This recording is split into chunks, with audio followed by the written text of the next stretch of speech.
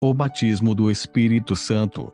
A regeneração é primordial. Jesus referia-se à regeneração quando disse a Nicodemos: necessário vos é nascer de novo. João 3:7. Nicodemos era mestre dos fariseus, um grupo de judeus que levava muito a sério a lei e os ritos religiosos. Não encontrando veracidade e satisfação em sua religião, procurou a Jesus durante a noite. Em resposta à pergunta de Nicodemos, Jesus fez uma perturbante declaração: quem não nascer de novo, não pode ver o reino de Deus. João 3:3. Este mestre tentava entrar no reino de Deus guardando a lei e os ritos religiosos, cultivando virtudes mediante seu próprio padrão. Todo este árduo trabalho ruirá em minutos.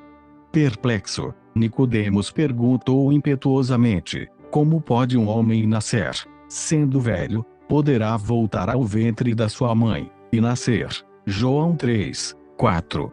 Jesus respondeu esta questão explicando de modo claro a lei do renascimento. Em verdade, te digo que aquele que não nascer da água e do Espírito, não pode entrar no reino de Deus. O que é nascido da carne, é carne, mas o que é nascido do Espírito, é Espírito. Não te maravilhes de eu te dizer: necessário vos é nascer de novo. João 3:5-7.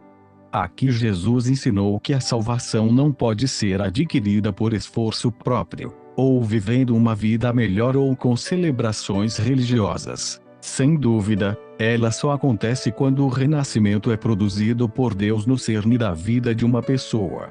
Deve acontecer algo inédito. Pensemos desta maneira: por melhor que um macaco consiga imitar o homem, ele nunca poderá tornar-se um ser humano, porque macacos são, em sua essência, diferentes dos seres humanos, a nível mesmo de existência.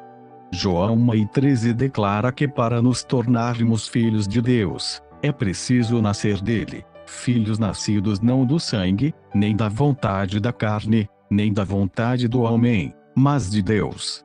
Portanto, salvação significa que um homem de carne nasce de novo mediante o Espírito Santo, pela graça de Deus, e na sua essência torna-se um ser espiritual. Isso é o que Deus faz pelo homem. Salvação só é possível pelo dom de Deus. Por meio desse dom, nos tornamos participantes da natureza divina. 2 Pedro 1:4, mediante a graça de Deus, e temos a vida eterna de Deus. O que significa então Deus capacitar pecadores a nascerem de novo pela água e pelo Espírito Santo? Algumas pessoas insistem que nascidos da água neste contexto quer dizer o batismo físico nas águas. Mas a Bíblia atribui importância ainda maior para o significado desta frase. Não quero dizer com isto que o batismo nas águas seja um ato desnecessário. Por acaso Deus ordenaria algo desnecessário? O significado de água aqui é, acima de tudo, lavar. A Bíblia ensina que nós somos lavados pela palavra de Deus. Jesus disse a seus discípulos: vós já estáis limpos, por causa da palavra que vos tenho falado. João 15:3. E Paulo escreveu: para a santificar, purificando-a com a lavagem da água, pela palavra. Efésios 5:26. Quando Jesus diz que devemos nascer da água e do Espírito, ele se refere à palavra de Deus e ao Espírito Santo. Quem mais pode ser a palavra de Deus, a não ser o próprio Jesus? João 1:2,14. Além disso, em sua conversa com o hesitante Nicodemos, Jesus referiu-se a si mesmo, assim como Moisés levantou a serpente no deserto. Da mesma forma importa que o Filho do Homem seja levantado, para que todo aquele que nele crê tenha a vida eterna. João 3:14-15. Somente o sangue precioso de Jesus, que é a palavra viva, pode limpar-nos, e este sangue é a própria palavra, que nos lava. Jesus disse que nascemos de novo da água ou da palavra e do Espírito. Então, o que é que o Espírito Santo faz? Ezequiel 36:26 descreve de maneira bela como pecadores são transformados em novas criaturas pelo Espírito de Deus, dar-vos-ei um coração novo, e porei dentro em vós um espírito novo, tirarei de vós o coração de pedra, e vos darei um coração de carne. Veja também Ezequiel 11:19. Hoje nosso Salvador Jesus Cristo não pode ser compreendido, nem explicado a não ser mediante o Espírito Santo, o autor dos milagres de salvação. Ele é o agente administrativo da salvação de Deus, que nos convence de nosso pecado mediante a palavra e o Cristo nela revelada. O Espírito Santo torna-se nossa justiça, declarando o julgamento de Satanás. João 16:8. Em João 16:14, Jesus mostra que ele se revela por meio do Espírito Santo. Ele me glorificará porque é de receber do que é meu, e vou-lo há de anunciar. O Espírito se incumbe do novo e criativo trabalho, que transforma a pessoa fazendo-a receber vida eterna, e a natureza de Deus. Mas ele vai um passo além da regeneração, chega ao batismo.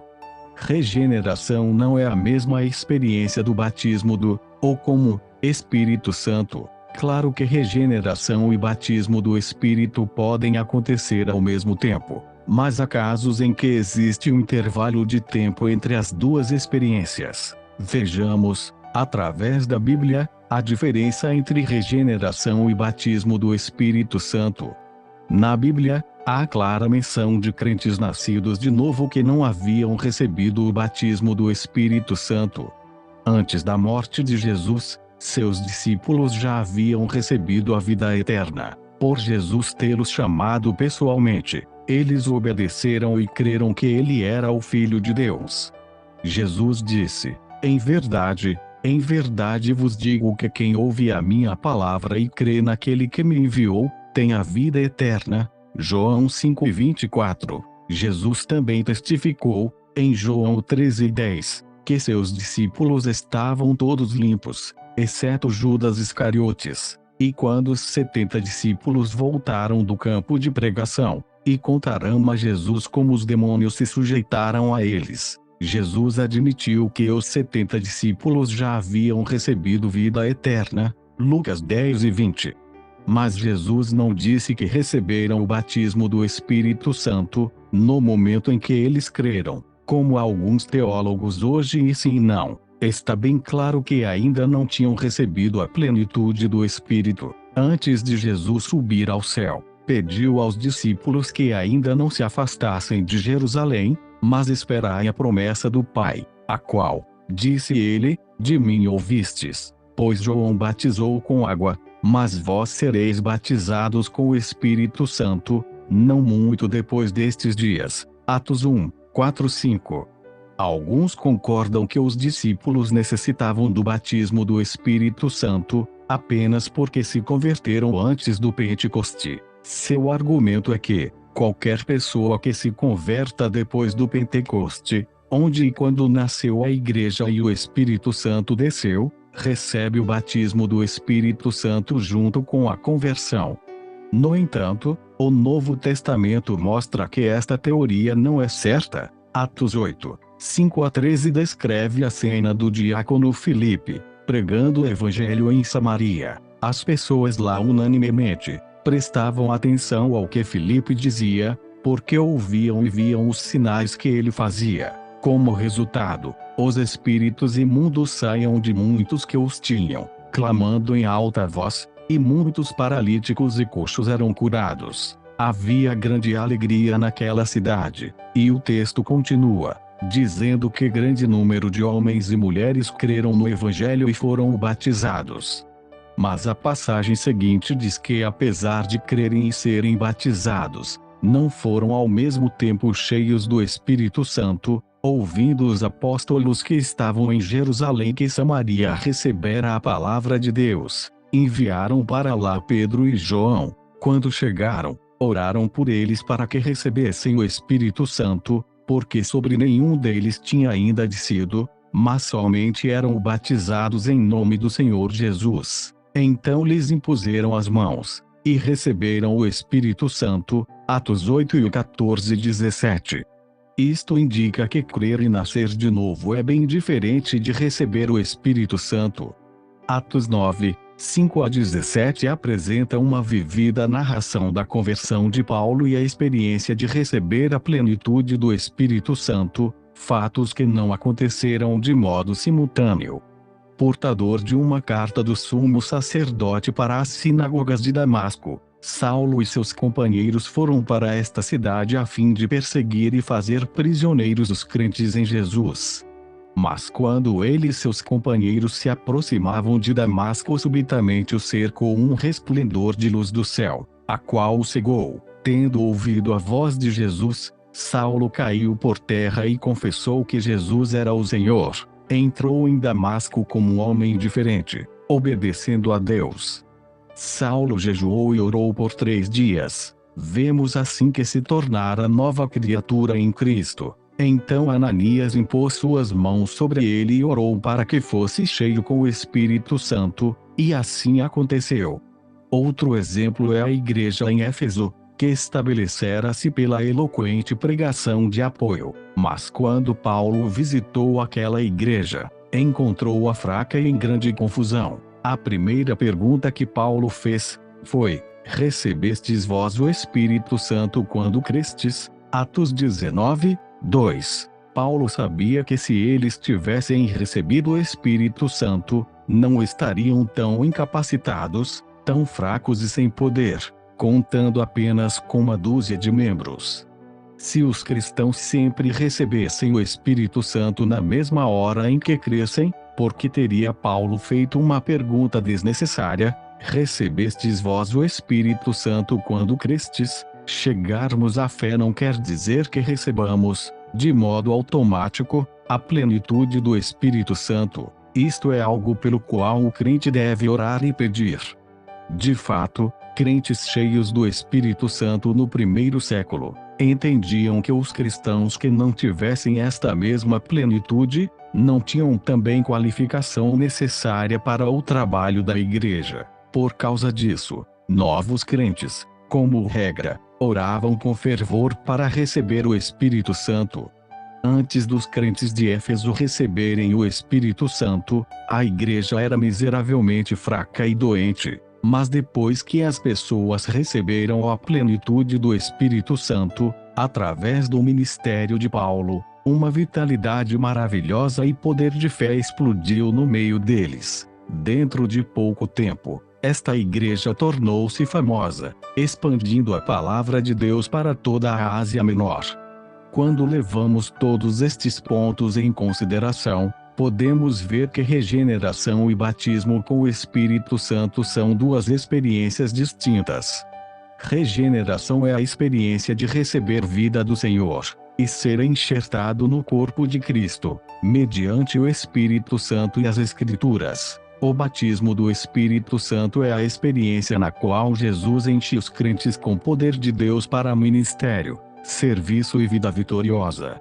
Regeneração garante a uma pessoa a vida eterna, enquanto o batismo do Espírito Santo garante aos crentes regenerados poder de Deus para pregar a Cristo. Se cristãos hoje não são cheios de poder, saudáveis e espirituais, não é porque não nasceram de novo, mas porque não receberam a plenitude do Espírito Santo, extraordinário poder de Deus para o trabalho. Sem o batismo do Espírito Santo, a igreja de hoje nunca poderá manifestar o poder de Deus, como acontecia com a igreja primitiva, poder vitorioso, combativo e desafiador para evangelizar uma geração. Por esta razão, devemos renunciar à insensata, fraca e letárgica desculpa de que todos os crentes recebem a plenitude do Espírito Santo no mesmo instante em que aceitam Jesus. Sem dúvida, devemos orar para recebermos a plenitude do Espírito Santo. Que é que Deus promete? Se um cristão precisa de poder e autoridade para levar avante o ministério e serviço de Deus, ele deve ser batizado com o Espírito Santo. Nos tempos do Antigo Testamento, Deus dava a maravilhosa unção do Espírito Santo, que corresponde ao batismo do Espírito, nos dias de hoje, para seus vasos escolhidos, reis, sacerdotes, juízes, profetas e libertadores dos israelitas, os quais Deus usava de acordo com sua vontade. Naqueles tempos, só algumas pessoas eram ungidas com o poder de Deus. Assim, pessoas comuns não podiam nem sonhar com tal graça. Mas Deus profetizara que no futuro, o chamado à salvação seria para todos os povos, daria também a unção do Espírito Santo a todos que respondessem a este chamado. Uma das mais vividas destas profecias está em Joel: e depois derramarei o meu espírito sobre toda a carne, e os vossos filhos e as vossas filhas profetizarão, os vossos velhos terão sonhos, os vossos jovens terão visões, até sobre os servos e sobre as servas naqueles dias derramarei o meu espírito. Joel 2:28-29. O ponto excelente e maravilhoso desta profecia é que Deus declarou através do profeta Joel que, no futuro, ele proporcionaria salvação não só para Israel, mas para todos os povos de todas as nações e raças. Daria plenitude do Espírito Santo a todas as pessoas.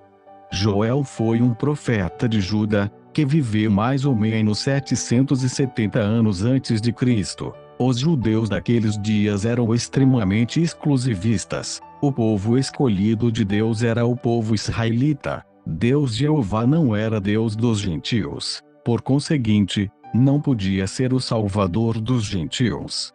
Dentro de um clima assim, esta profecia diz que, no futuro, Deus daria seu Espírito, não só para o povo judeu mas para toda a humanidade. Não haveria distinção entre sexos ou idades. Depois Deus também prometeu que daria o Espírito aos servos e servas humildes, aos prisioneiros de países estrangeiros, aos escravos comprados com dinheiro, pessoas maltratadas e desprezadas, do nível social mais inferior da sociedade judaica. Então, mais ou menos cerca de 800 anos mais tarde, esta profecia foi literalmente cumprida.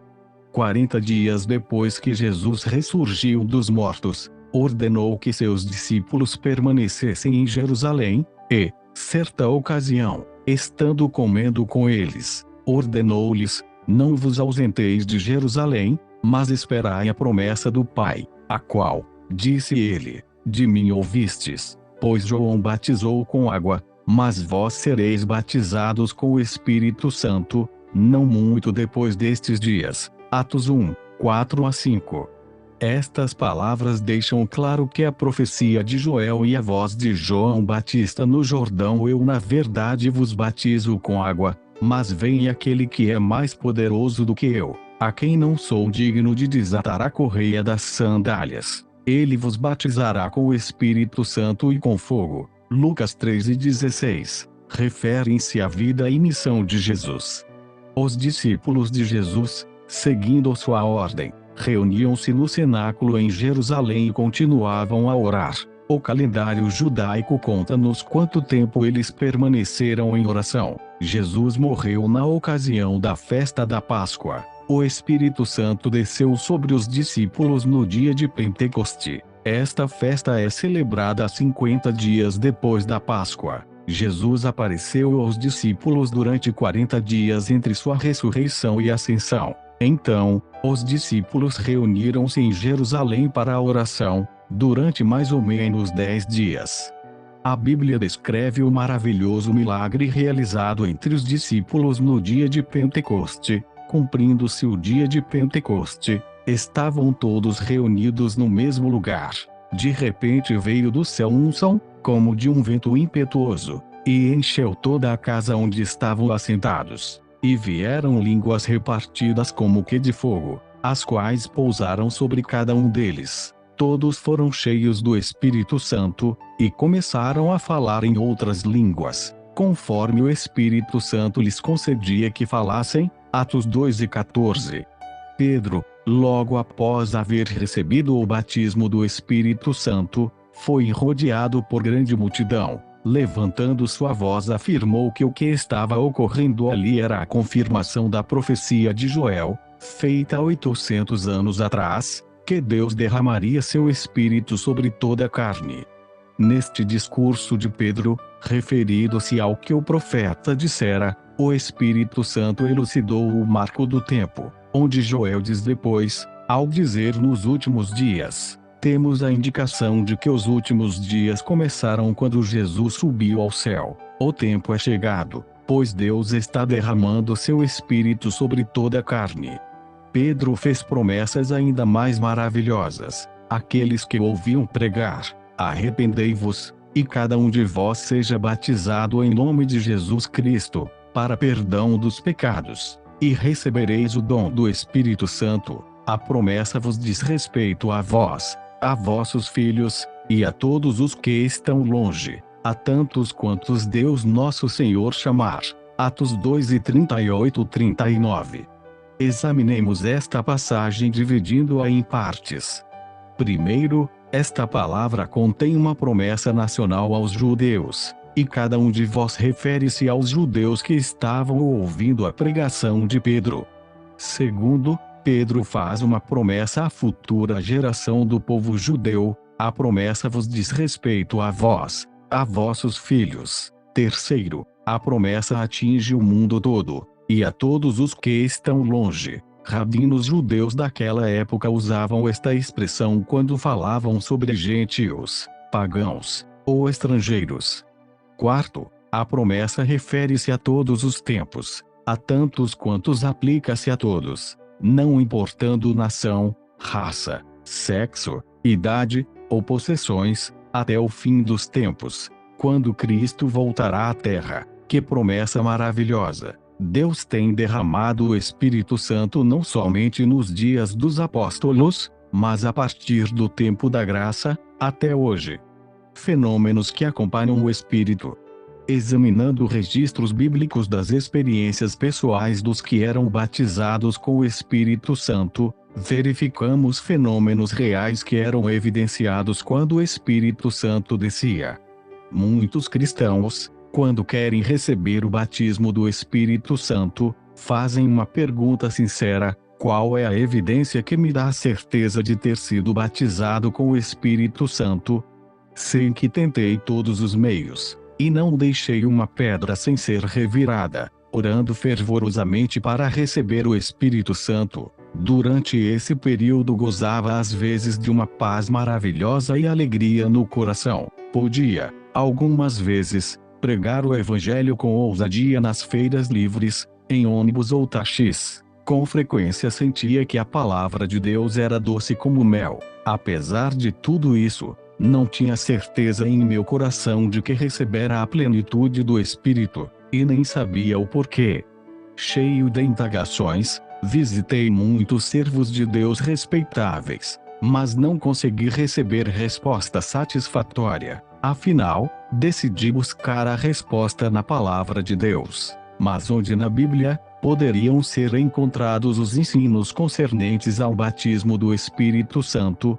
O material parecia limitado. No Antigo Testamento e nos Evangelhos o Espírito Santo ainda não fora dado, porque Jesus ainda não havia sido glorificado. João 7:39. Nas epístolas o ensinamento é dirigido mais para os crentes que já haviam recebido a plenitude do Espírito. Não contém passagens explícitas de batismo do Espírito Santo. Cenas deste tipo são descritas apenas em Atos. Então, decidi estudar esse livro com o coração aberto, sincero e sem preconceito. Como resultado daquele estudo, a verdade da palavra de Deus tornou-se tão clara para mim como a luz do sol, e a plenitude do Espírito Santo que experimentei, foi acompanhada de indubitável evidência. Os sentimentos profundos que a princípio senti, ao receber a plenitude do Espírito Santo, tornaram-se ainda mais profundos à medida que o tempo passava. Examinemos os relatos dos santos, em Atos, que receberam o batismo do Espírito Santo. Pentecoste. O incidente mais marcante foi o batismo do Espírito Santo ocorrido em 120 discípulos, no dia de Pentecoste. Quando receberam a plenitude do Espírito Santo, entenderam, sem dúvida alguma, que haviam recebido o dom pelo qual Jesus dissera para esperar. De outro modo, porque teriam parado de esperar, saindo a campo para a pregação do Evangelho. De acordo com a Bíblia, 120 discípulos sem exceção estavam convictos que já haviam recebido o Espírito Santo. Esta plenitude lhes dera, não só a experiência exterior mas, também, uma certeza interior sobre o que acontecera. Consideremos os fenômenos que ocorreram no cenáculo, quando o Espírito Santo desceu no Pentecoste, Atos 2, 2-4. 1. De repente veio do céu um som, como de um vento impetuoso. 2. E viram línguas repartidas, como que de fogo, as quais pousaram sobre cada um deles. 3. Todos foram cheios do Espírito Santo, e começaram a falar em outras línguas, conforme o Espírito Santo lhes concedia que falassem. Pela progressão acima, podemos ver que antes dos discípulos experimentarem o batismo do Espírito Santo, ouviram um som como de vento e viram línguas como de fogo. Então o sinal de falar em outras línguas acompanhou a experiência do recebimento da plenitude do Espírito Santo. Com sinais tão evidentes, a experiência dos 120 discípulos do batismo do Espírito Santo era por certo inquestionável. Ciente do que estava acontecendo, Pedro, o representante deles, falou diante da multidão que ali se reuniu. Dissertando sobre Jesus, Pedro disse: exaltado pela destra de Deus, e tendo recebido do Pai a promessa do Espírito Santo, derramou isto que vós agora vedes e ouvis. Atos 2:33. O apóstolo estava dizendo que havia prova objetiva da experiência do batismo do Espírito Santo. Nós também devemos testemunhar nossa experiência da plenitude do Espírito Santo, não em termos gerais, mas como Pedro o fez, de maneira que todos possam ver e ouvir. Se não tivermos prova evidente, se continuarmos a luta espiritual, na incerteza de haver ou não recebido o Espírito Santo, como poderemos nos tornar testemunhas cheias de coragem e poder? Samaria. O livro de Atos menciona outra experiência da plenitude do Espírito Santo, em Samaria. Depois que o diácono Estevão foi martirizado em Jerusalém, começou grande perseguição contra a igreja. A maior parte dela, exceto os apóstolos, espalhou-se por todas as regiões de Judeia e Samaria. Filipe foi para Samaria e pregou ali sobre Cristo. Como resultado, muitos creram e foram batizados em água. Muitos endemoniados foram libertos, aleijados e paralíticos foram curados. Atos 8, 5-8. A despeito destes milagres, parece que Filipe não tinha o dom de ajudar pessoas a receberem o batismo do Espírito Santo. A Bíblia continua dizendo: ouvindo os apóstolos, que estavam em Jerusalém, que Samaria recebera a palavra de Deus, enviaram para lá Pedro e João. Quando chegaram, oraram por eles para que recebessem o Espírito Santo, porque sobre nenhum deles tinha ainda descido, mas somente eram batizados em nome do Senhor Jesus. Então lhes impuseram as mãos, e receberam o Espírito Santo. Atos 8:14, 17. Alguns leitores poderão perguntar: mas será que houve sinais exteriores quando os crentes em Samaria receberam o Espírito Santo? Ao examinarmos com mais cuidado a palavra, notamos que algumas coisas, fora do comum, aconteceram naquele dia. Um mágico chamado Simão participou da grande cruzada de evangelização de Filipe, e foi tocado diante da revelação do grande poder de Deus. Aceitou Jesus como seu Salvador e foi até batizado. Então Pedro e João vieram de Jerusalém, e mediante a imposição de mãos sobre os que haviam aceitado a Jesus, estes receberam o Espírito Santo. Diante deste fato, Simão ficou tão admirado que chegou a oferecer dinheiro a Pedro e João dizendo: dai-me também a mim esse poder, para que aquele sobre quem eu puser as mãos, receba o Espírito Santo. V. 19.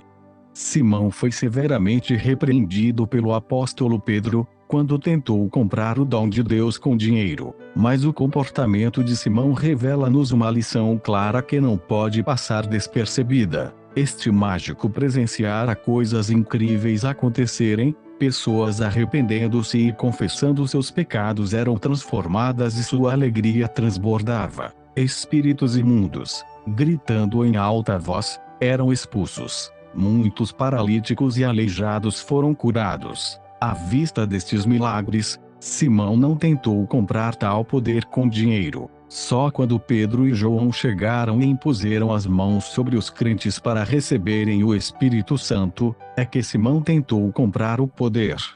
Por quê? A resposta é muito simples. Porque um sinal evidente aconteceu aos samaritanos, que receberam o Espírito Santo mediante a imposição de mãos por Pedro e João. Tivesse o Espírito passado calmo e silencioso, Simão não ficaria tão impressionado, a ponto de oferecer dinheiro.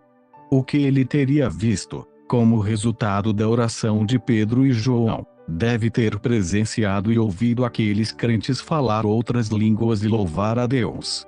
Não podemos deixar de deduzir isto, porque na cruzada evangelística de Filipe todos os sinais ocorreram, exceto um, o falar em outras línguas.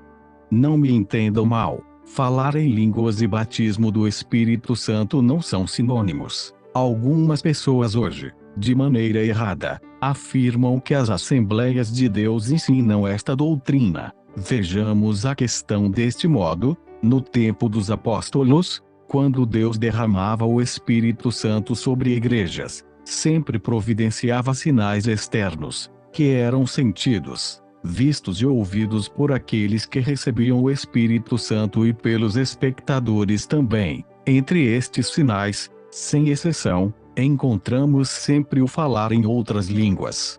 Está claro que a experiência pentecostal de Samaria, que ocorreu cerca de 8 anos depois que os próprios apóstolos foram batizados com o Espírito Santo, em Jerusalém, foi acompanhada por sinais sobrenaturais.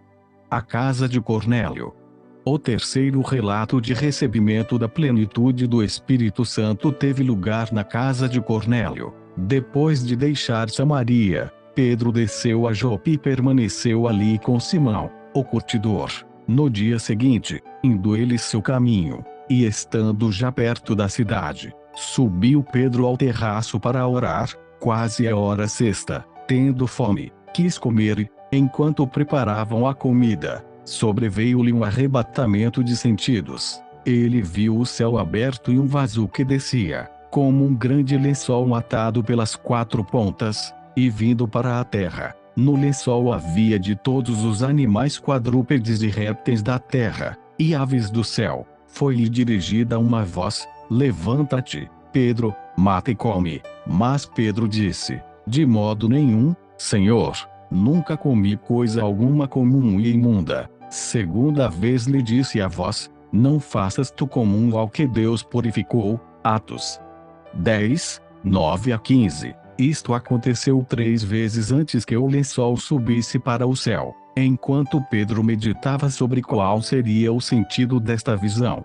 mensageiros enviados por Cornélio bateram à porta. Diz a Bíblia que Deus mandara um anjo ao gentio Cornélio numa visão, preparando Cornélio para ouvir a palavra de salvação e graça. De acordo com as instruções do anjo, Cornélio enviou mensageiros a Pedro em Jope. Quando Pedro ouviu a história, sua própria visão fez-lhe sentido. Pedro, judeu obstinado, sempre pensara que pela lei não lhe era permitido cultivar amizade com estrangeiros ou visitar lares de pessoas de outra nacionalidade. Se Deus não lhe houvesse claramente ordenado que fosse à casa de Cornélio, Pedro por certo ter-se-ia recusado a fazê-lo. Porém Deus lhe esclarecera que desde que ele próprio tornara os gentios limpos mediante o sangue de Cristo, Pedro não devia chamar imundo que ele purificara. Desta maneira a mente fechada do judeu Pedro foi transformada. Deus abrira o caminho pentecostal para os gentios. As pessoas que estavam reunidas na casa de Cornélio, o centurião gentio, receberam salvação e a plenitude do Espírito Santo pela fé em Cristo. Examinemos este encontro. Quando o Espírito Santo desceu sobre os gentios na casa de Cornélio, Pedro pregou ao povo ali reunido. Começou com a profecia de João Batista, depois continuou com o ministério de Jesus, incluindo sua morte e ressurreição. Pedro concluiu: dele dão testemunho todos os profetas, de que todos os que nele creem receberão o perdão dos pecados pelo seu nome. Atos 10:43. Assim que Pedro proferiu estas palavras, o Espírito Santo de repente desceu sobre as pessoas que as ouviam. Dizendo Pedro ainda estas palavras, caiu o Espírito Santo sobre todos os que o ouviam. Os fiéis que eram da circuncisão, que tinham vindo com Pedro, maravilharam-se de que o dom do Espírito Santo se derramasse também sobre os gentios, pois os ouviam falar em línguas e engrandecer a Deus. Atos 10:44-46. Ao ouvirem a palavra da verdade, que a salvação é obtida pelo ato de crer em Jesus Cristo, eles creram e disseram amém ao maravilhoso poder do Espírito Santo. Como podiam outras pessoas conhecer e testificar que os gentios na casa de Cornélio haviam recebido o Espírito Santo, quando lemos o relato bíblico imparcialmente, sem qualquer preconceito? A prova é evidente. A despeito do fato de que judeus obstinados tentavam crer que a salvação e a plenitude do Espírito Santo não eram para os gentios, o trabalho de Deus era tão evidente que não podiam negar esta realidade, pois os ouviam falar em línguas e engrandecer a Deus. Atos 10:46. Vejamos de novo Atos 10:45-46. Nesta passagem a palavra grega traduzida por pois é uma conjunção causal que significa ao ver que os cristãos judeus circuncidados estavam atônitos, pois os ouviam falar em línguas e engrandecer a Deus. Isto significa que os cristãos primitivos viam o dom de línguas como sinal externo e real da plenitude do Espírito Santo.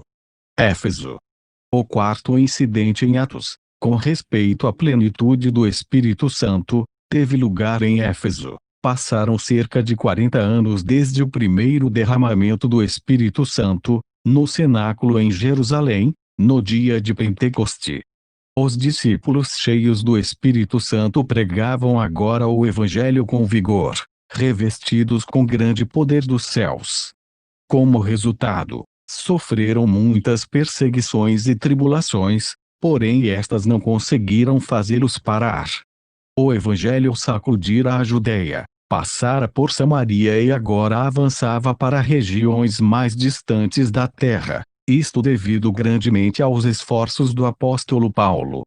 Antes de tornar-se cristão e apóstolo, Paulo, então chamado Saulo, perseguira a igreja com toda fúria, colocara a muitos na prisão e provocara mortes. Porém, havia um quadro que ele não conseguia esquecer: o apedrejamento do diácono Estevão, as pedras atiradas e a linguagem ofensiva que era proferida contra ele, foram recebidas sem nenhuma expressão de resistência ou retaliação. Em lugar de semblante revoltado, seu rosto brilhava como o rosto de um anjo. Estevão morreu orando a Deus, pedindo-lhe que perdoasse e abençoasse os que o apedrejavam. Saulo não poderia nunca entender tal cena. Mas as perseguições de Saulo à igreja e sua pressão sobre os crentes tornavam-se cada vez mais ferozes. Investido de autoridade especial concedida pelo sumo sacerdote em Jerusalém, Saulo encaminhava-se para atacar a igreja em Damasco quando foi tocado por outra experiência marcante. A Escritura nos conta a história em detalhes. Quando Saulo ia a caminho de Damasco, foi atingido por forte luz do céu. Dizem que o brilho do sol da tarde em Damasco assemelha-se a um chuveiro de luz. Mas a luz que brilhou sobre Saulo era ainda mais intensa, causando-lhe cegueira e derrubando-o ao chão. Assim que caiu, ouviu a voz de Jesus: Saulo, Saulo, por que me persegues? Atos 9:4. Ainda cego, Saulo teve de ser guiado para Damasco. Por 3 dias jejuou e orou em arrependimento. Mais tarde, um crente chamado Ananias orou pela restauração da vista de Saulo. O nome de Saulo foi logo trocado para Paulo, e 40 anos depois do Pentecoste ele foi pregar em Éfeso. Quando encontrou alguns convertidos naquela cidade, eles se lembraram logo do perseguidor da igreja e muitos o temeram. Do ponto de vista espiritual, estes poucos convertidos estavam frios. Falando figuradamente, era como se estivessem morrendo. Qual foi a primeira pergunta que o grande apóstolo Paulo formulou àquelas pessoas? Eis uma pergunta que as igrejas de hoje, presas por cerimônias, formalismos e preconceitos, deveriam responder: recebestes vós o Espírito Santo quando crestes? Atos 19, 2. Muitas pessoas que tentam esconder sua falta de poder, justificando sua teologia, estão preparadas para responder esta pergunta, e o fazem rápido. Naturalmente, nós recebemos o Espírito quando cremos, mas um pequeno exame na Bíblia revela a tolice desta resposta. Se o recebimento do Espírito Santo, no momento em que cremos, fosse automático, por que razão o apóstolo Paulo teria tido o trabalho de formular a pergunta? A salvação é recebida pela regeneração, mediante a crença no trabalho do Espírito Santo, mas autoridade e poder só podem ser recebidos quando um crente nascido de novo ganha a plenitude do Espírito Santo. Os discípulos em Éfeso deviam ser convertidos sinceros. Quando o apóstolo Paulo lhes fez a pergunta, eles só puderam responder: nem sequer ouvimos que haja Espírito Santo. Atos 19, 2. Em que miserável estado se encontravam eles, para nem ao menos terem conhecimento da existência do Espírito Santo? Assim que o apóstolo Paulo ouviu isso, pregou o evangelho da salvação de Jesus Cristo e lhes batizou em água no nome de Jesus. Paulo teria batizado estas pessoas nas águas se não tivessem nascido de novo? Não. Os cristãos em Éfeso eram por certo convertidos que haviam aceitado Jesus Cristo como Salvador, mas Paulo percebeu que não haviam recebido o batismo do Espírito Santo. Então o apóstolo fez uma reunião de oração por um motivo específico: pedir o batismo do Espírito Santo para estes crentes. Será que nossa igreja, hoje em dia, promove reuniões especiais de oração para recebimento do batismo com o Espírito Santo? Quando Paulo impôs as mãos sobre eles, o Espírito Santo desceu. A Bíblia descreve a cena desta maneira: impondo-lhes Paulo as mãos, veio sobre eles o Espírito Santo, e falavam em línguas, e profetizavam. Atos 19, 6.